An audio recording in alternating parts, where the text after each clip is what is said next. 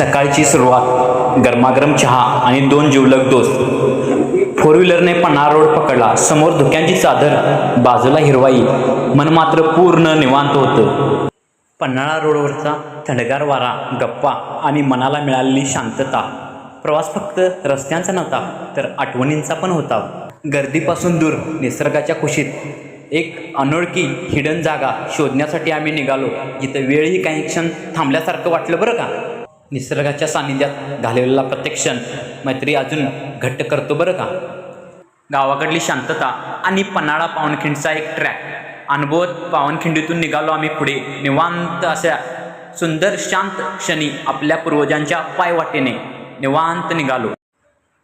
पण ही वाट खूपच काही प्रेरणा देऊन जाते व शांत असा साईडनं सह्याद्रीचा कडेकपारी व डोंगरवाटा निवांत क्षण अनुभवत निघालो आम्ही एका अशा ठिकाणी, रम्य अशा ठिकाणी.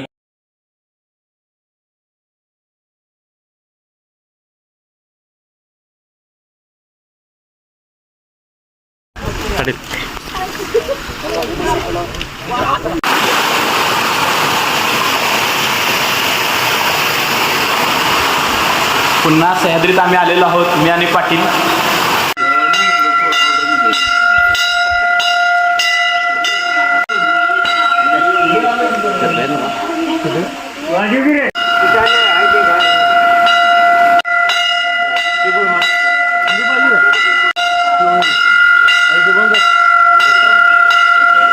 आणि शेवटी मंदिरात घेतलेले शांत मनशांती देणारं हे दर्शन खूपच काही सांगून जातं.